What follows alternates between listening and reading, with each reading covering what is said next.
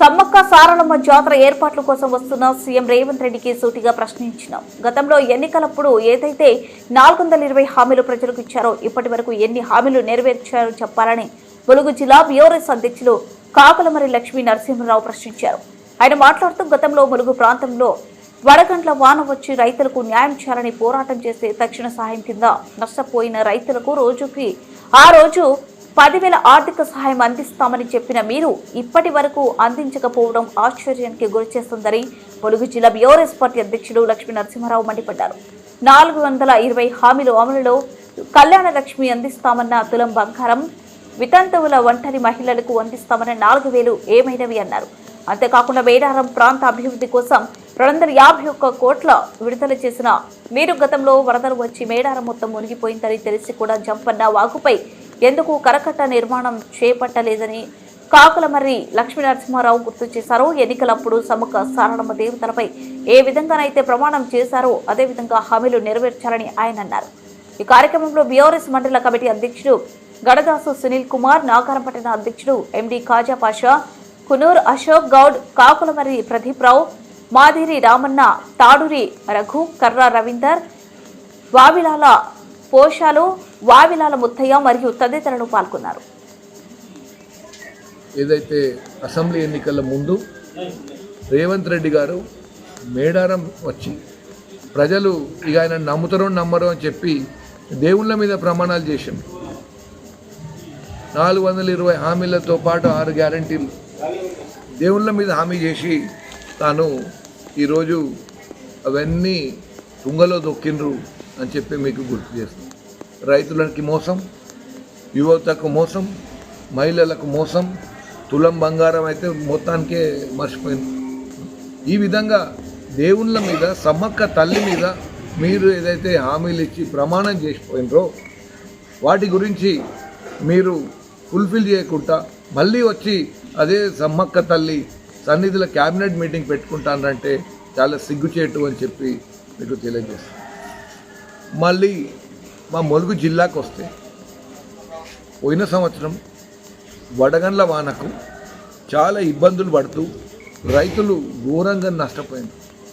మంగపేట మండలం కానీ, ఏటునార మండలం కానీ, గోవిందరావుపేట కానివ్వండి, కన్నాయగూడెం మండలం కానివ్వండి, మొత్తము చేతికొచ్చిన పంట నేలపాలైపోయింది. 2 రోజులలో కోతలు కోస్తాం అనుకున్న పరిస్థితి. ఆనాడు బీఆర్ఎస్ పార్టీ జిల్లా తరఫున మేము చేసిన ఉద్యమానికి తలొగ్గి 10,000 రూపాయలు మీరు ఇస్తామని చెప్తున్నారు. ముఖ్యమంత్రి గారు, మీరు రేపు ఇక్కడ వచ్చి క్యాబినెట్ మీటింగ్ పెట్టుకుంటాను. మీరు ప్రజలకు ఇచ్చిన మాట, ప్రజలకు ఏదైతే మీరు ఇచ్చిన 10,000 రూపాయలు మీరు ఇస్తా అని చెప్పిన మాట ఏమైంది అని నేను అడుగుతున్నాను. మీరు క్యాబినెట్ మీటింగులు పెట్టి ప్రజలకు షో చేసుడు కాదు, మీరు ఇచ్చిన మాట ఫుల్ఫిల్ చేయండి. లోకల్ రైతులు, ములుగు జిల్లా రైతులు ఇబ్బందులలో ఉన్నారు. ఆ మాట మీరు ఫుల్ఫిల్ చేయకుండానే వీడికి రావడం అనేది చాలా బాధాకరం. ఇక్కడున్న రైతులు చాలా అసంతృప్తితో ఉన్నారు. వాళ్ళని మీరు ఎట్టి పరిస్థితుల్లో మీరు రేపు క్యాబినెట్ మీటింగ్ పెడుతున్నారు. పెట్టిన తర్వాత ఇమీడియట్లీ చెక్ సైన్ చేసి మా రైతులకు 10,000 రూపాయలు వచ్చేటట్టు చేయాలని చెప్పి మేము డిమాండ్ చేస్తున్నాం. మేము మల్లూరులో ధర్నా చేసినాం, ములుగులో ధర్నా చేసినాం, ఏటునారంలో ధర్నా చేసినాం. ప్రజల పక్షాన, రైతుల పక్షాన చేసినాం. దీంతోపాటు మీకు ఇంకా చాలా విషయాలు మాట్లాడాల్సిన అవసరం ఉంది. కానీ ఈరోజు ముఖ్యమంత్రి గారు రేపు మేడారం వస్తున్న సందర్భంగా వారు ఇచ్చిన హామీలు, సమ్మక్క తల్లి సాక్షికి ఇచ్చిన హామీలని మీకు గుర్తు చేసే బాధ్యత ఒక ప్రతిపక్ష పార్టీగా మాకుంది. మేము మాకు ఇచ్చిన ప్రతిపక్ష బాధ్యత, ప్రతిపక్ష పాత్రని మేము 100కు 100% ఫుల్ఫిల్ చేసిన బాధ్యత మా మీద ఉంది. కాబట్టి ఇవన్నీ మీకు గుర్తు చేస్తున్నాం. వెంటనే మీరు ఇచ్చిన హామీలు, 4,000 రూపాయల పెన్షన్ మీరు ఏదైతే చెప్పినరో అది మాత్రం చాలా బాధపడుతుండ్రు. మేము మొన్నటికి మొన్న ప్రజలలోకి వెళ్ళినప్పుడు ప్రతి ఒక్కరు వచ్చి మమ్మల్ని అడుగుతున్నారు, 4,000 రూపాయల పెన్షన్ ఎప్పుడు వస్తుంది మాకు అని. ఇది చాలా ప్రజలల్లో ఎంతో ఇబ్బందికరమైన పరిస్థితి మీరు ముందు కూడా మీరు ఎదుర్కొంటారు. ఇమీడియట్గా ఈసారి బడ్జెట్లో 4,000 రూపాయల పెన్షన్కి మీరు డబ్బు కేటాయించాలి అని చెప్పి ప్రభుత్వాన్ని మేము విజ్ఞప్తి చేస్తూ, అలాగే ప్రజల ఆగ్రహానికి మీరు గురిగాక తప్పదు ఒకవేళ మీరు అది చేయకపోతే అని చెప్పి మీకు గుర్తు చేస్తాం. రైతులకు మీరు ఏదైతే హామీ ఇచ్చిండ్రో, రైతు బంధు కేసీఆర్ గారు పెట్టింది 10,000 కాదు 15,000 అంటుంది, అక్కడ మోసమే జరిగింది. ఇవన్నీ చెప్పుకుంటూ పోతే చాలా లిస్ట్ ఉంది, వాటి గురించి నేను పోదలుచుకోలేదు. కానీ ఇక్కడున్న మన గౌరవ మంత్రివర్యులు తాను ఒక ఉన్నతమైన స్థానంలో ఉంది.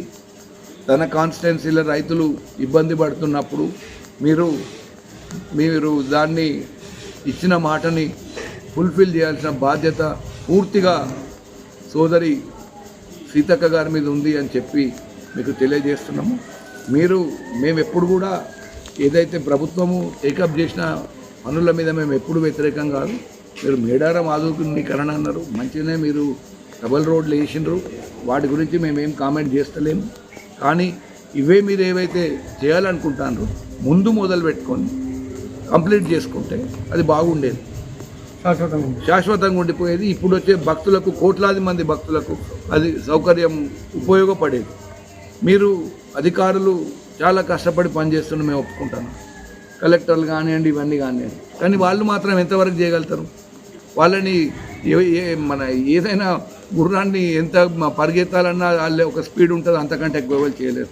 కానీ వీటన్నిటికీ రాష్ట్ర ప్రభుత్వం సరిగ్గా ప్లానింగ్ చేయక, సరిగ్గా ముందస్తు వ్యూహం లేకపోవడం వల్ల ఈరోజు మేడారంలో పనులు ఆ విధంగా ఉన్నాయి.